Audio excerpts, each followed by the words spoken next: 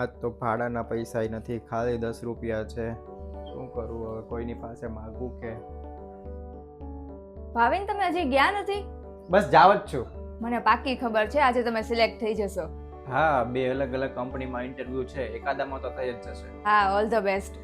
Thank you. અને હા સાંભળો, કાલે હું કપડાં ધોતી હતી ને તો તમારા પેન્ટના ખીચામાંથી આ પૈસા નીકળ્યા હતા. મારા ખીચામાંથી? હા, તમારા ખીચામાંથી. અને તમે બહાર જાઓ છો તો તમારે પૈસા જોશે ને. હા, જરૂર તો પડશે. અને હવે પછી ધ્યાન રાખજો, હવે તો આપી દીધા છે, પછી નહીં આપું. હા હા, થેન્ક યુ. હા, ઓલ ધ બેસ્ટ. હવે જાઓ.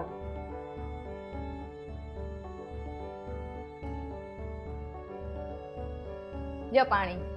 મનીષા, મને એક વાતનો જવાબ આપ કે તને કઈ કાર ગમે છે? આપણે આ વખતે તારા બર્થડે ઉપર એ જ કાર લેશું અને દર અઠવાડિયે આપણે ક્યાંક ને ક્યાંક બહાર જાશું આંટો મારવા. અને બાકી આ ઘરની વાત કરું તો જે અત્યારે ભાડે છે, પણ એક સમયે આપણે બેય મહેનત કરી અને આપણું પોતાનું ઘર લેશું અને આપણે પોતાની રીતે બધી વસ્તુ લેશું. પાછી જોબ ન મળી. અરે ભાવિન, પણ મેં એવું ક્યારે કીધું કે મારે ઘર જોવે છે, કાર જોવે છે? મારે બસ તમારી સાથે રહેવું છે. અને હું જોઉં છું કે 1 મહિનાથી તમે કેટલી મહેનત કરો છો જોબ માટે. અને વાત જો પ્રોબ્લેમની હોય ને તો એ આપણે સાથે મળીને સોલ્વ કરી નાખશું. હા, મને ખબર છે કે તું કાંઈ ડિમાન્ડ નથી કરતી, તારે આવું કાંઈ નથી જોતું.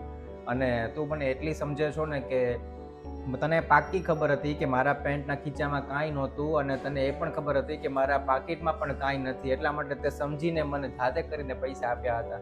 હા, પણ ખોટું કીધું એમાં શું થયું? એ પૈસા તો તમે મને જ આપતા હતા ને ઘર ખર્ચ કરવા માટે.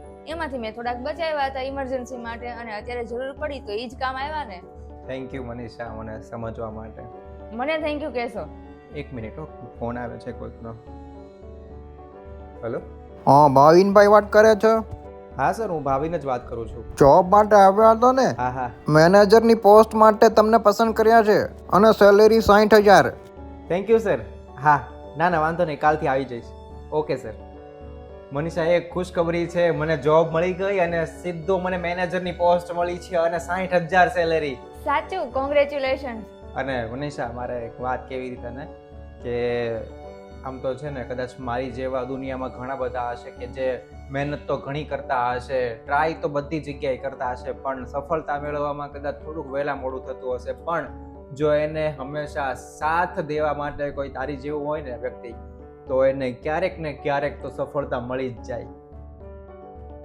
નમસ્તે મિત્રો, જેમ આ વિડીયોમાં દેખાડ્યું છે એમ મારી જેમ ઘણા બધા પુરુષોને, મધ્યમ વર્ગીય પુરુષોમાં ખાસ, કે જે નોકરી બાબતે મુશ્કેલીઓ આવતી હોય છે કે નોકરી મળે ન મળે, મળે તો ઓછા પગારવાળી મળે, અને અલગ અલગ જગ્યાએ આપણે ટ્રાય કરતા હોઈએ છીએ. પણ આ મુશ્કેલીના સમયમાં તમારું જે નજીક રહેલું વ્યક્તિ છે, એટલે કે લગ્ન ન થયા હોય તો માતા પિતા હોય, અને લગ્ન થયા હોય તો માતા પિતા તો હોય જ, પણ સાથે સાથે પત્ની પણ હોય છે. આ 3 વ્યક્તિઓ જો તમને યોગ્ય સાથ આપે એટલે તમે હંમેશા માટે સારી એવી જગ્યાએ પહોંચી જ જશો. અને હું તો કહું છું કે આ માતા પિતાઓ કદાચ સાંભળતા હોય વિડીયો, કે પત્ની સાંભળતી હોય વિડીયો, તો તમે તમારા પતિને કે તમારા દીકરાને હંમેશા સાથ આપજો જ. કેમ કે એ મુશ્કેલીઓમાં, જે પરિસ્થિતિમાં, જે સમયમાં એ પસાર થાય છે, એની અંદર તમે એક જ છો સાથ આપવા માટે. બાકી તમને વિડીયો ગમ્યો હોય તો લાઈક, શેર અને કમેન્ટ કરજો.